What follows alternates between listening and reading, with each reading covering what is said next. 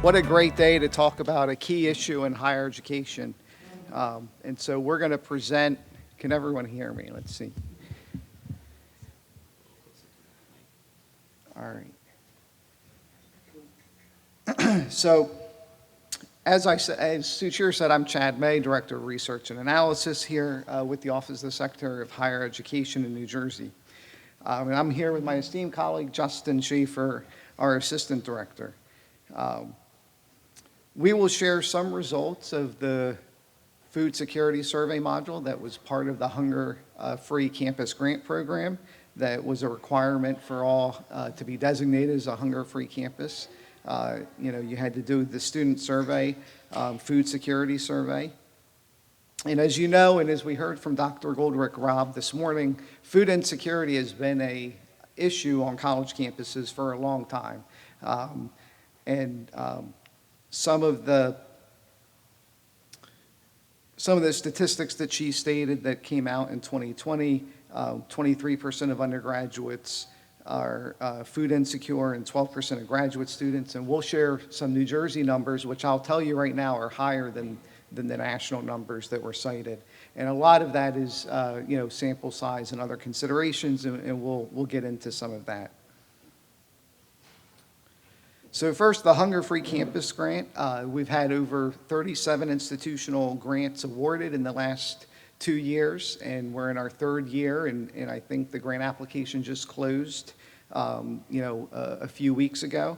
Over 50,000 students impacted, and so we looked at all the annual reports from the 37 institutions that have gotten the grant, and over 50,000 students impacted, and over, with this year's, it'll be 4 million distributed.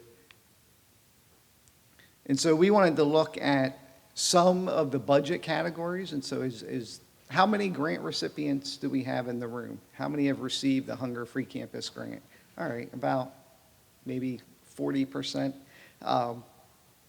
So as you know, then, institutions have to submit their budget and describe sort of what those funds were spent on. And here's a chart that shows kind of the top categories from that budget template. And so one of the top categories was other expenses. And those expenses included, money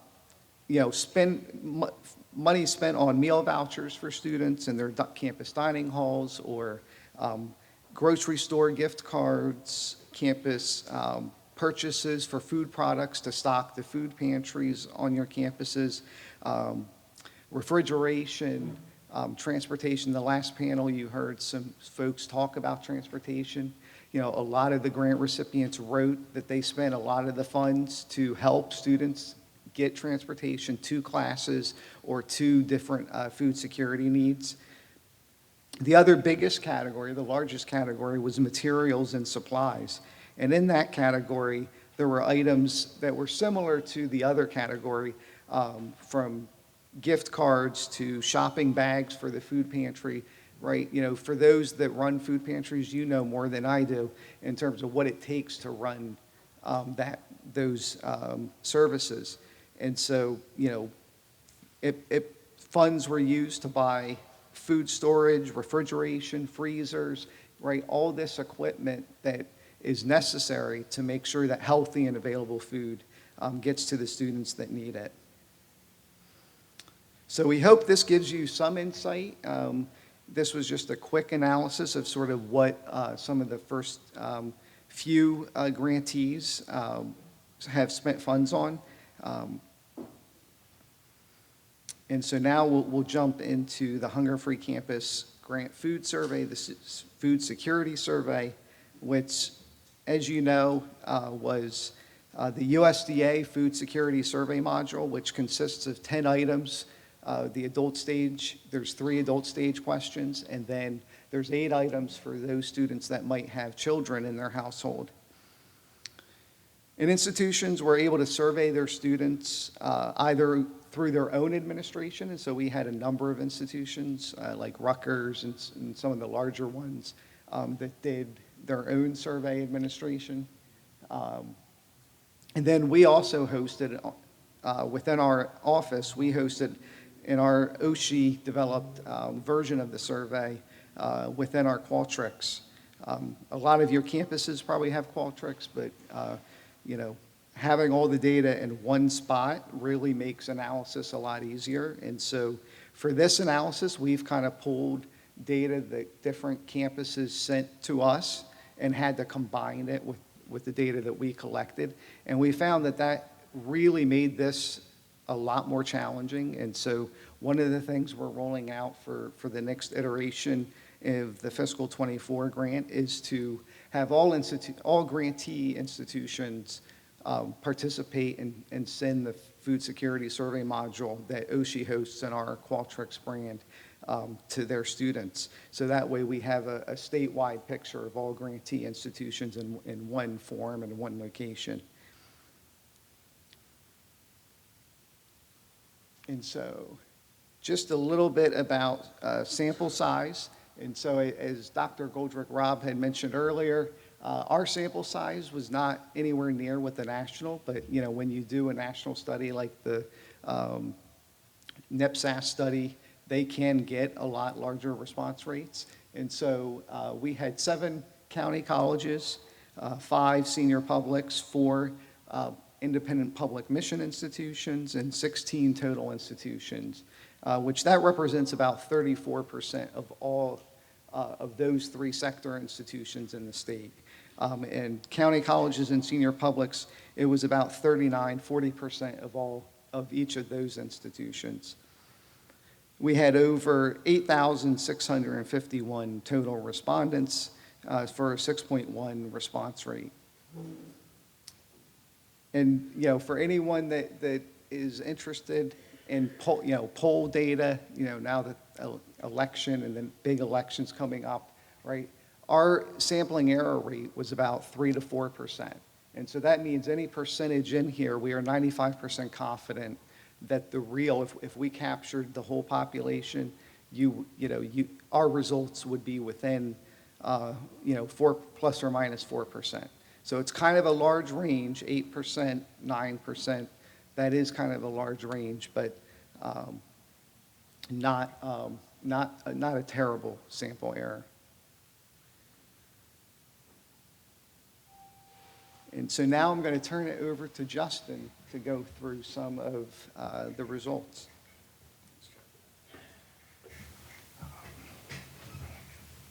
Thank you, Chad. As mentioned, I will be sharing some of the high-level New Jersey-specific analysis with you today.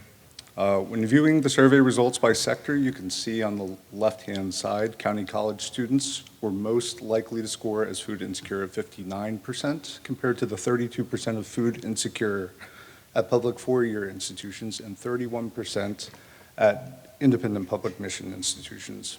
Overall, statewide, approximately 40% of students who responded to the survey identified as food insecure, that being 22% low food security and 18% very low food security. On this chart, we see food security by gender identification. One item to note is that the question uses a multi-selection format. So in this case, the cisgender female and cisgender male totals represent respondents who only selected the man or women options. Students who selected one or more identities of the either non-binary, genderqueer or variant, transgender or other have been clustered into the first category on the chart. Those students who identified as other reported higher levels of food insecurity than cisgender male or females, with 55% scoring in the food insecure range. There was a 6% difference between cisgender male and cisgender female respondents. When viewing results by student resident status, students who reported being housing insecure, meaning houseless or living with a friend, there was some discussion of this earlier, demonstrated the highest levels of food insecurity, with close to 90% reporting low or very low food security. Respondents who reported living in off-campus housing on their own were also more likely to indicate having low food security. The highest levels of food security were reported by students living on campus or living with their parents or guardians. And this shows us that reaching off-campus students is critical when providing support for students with food insecurity. However, it is important to remember that even though students may live on campus and enjoy food security when school is in session, they may experience food insecurity when they are off campus during the summer and semester breaks. Mirroring national race and ethnicity data, students from underrepresented racial and ethnic backgrounds reported the highest levels of food insecurity. This was the case for 72% of American Indian, Alaskan, or Hawaiian students, 61% of Black or African American students, and 57% of Latino, Latina, Latinx students, while only 37% of white students scored as food insecure. As you can see here in the green, 57% of the first generation students had the highest levels of food insecurity, while only 33% of students who were not first generation scored as food insecure. Given research and socioeconomic factors often associated with first generation students, the results are not to be surprising. Therefore, it's incredibly important for our institutions to tie together multiple support systems to help students who are facing various and often interrelated barriers to academic success.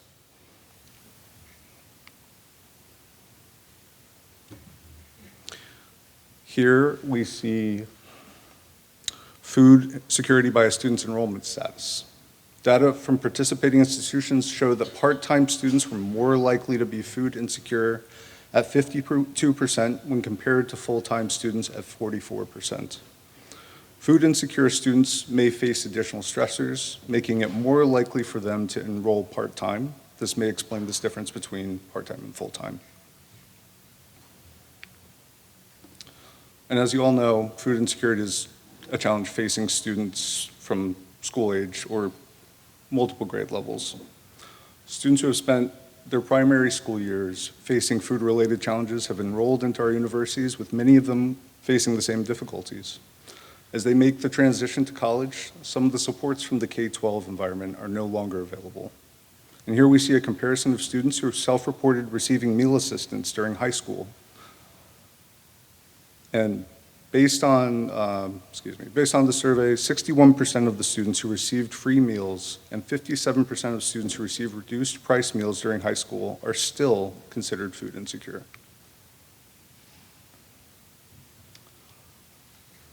Here we look at the student population who self-reported having received or qualified for federal food assistance programs. Grouped on the left are recipients of at least one of the programs.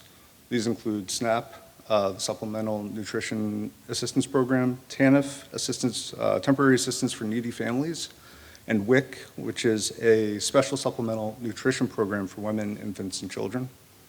While these students receive some form of governmental assistance, they remain the most likely to score food insecure. Over 70% receiving these benefits still reported as food insecure.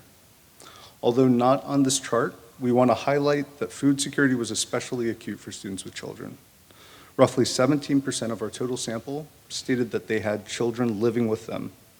Of those, 62% scored as food insecure. This is well above the 40% for the total sample. As we think about offering the right supports and interventions to help students facing food insecurity, this is an important piece to keep in mind. Now I'll turn it over to Chad for some takeaways.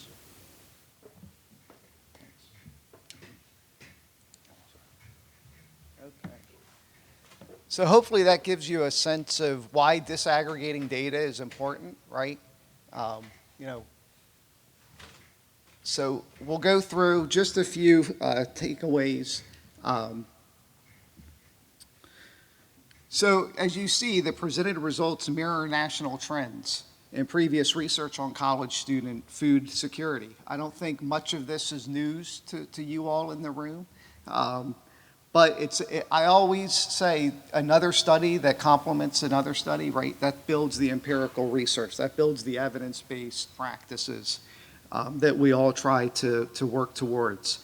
And just to note that we did run a statistical model. I won't bore you with all of the statistical details, but essentially it showed that the most significant factors that were related to food insecurity was the sector of the institution, the year in school, being housing insecure, being first generation, or a student who received free or reduced meals in high school, or being a recipient of one of those support programs in the previous slide.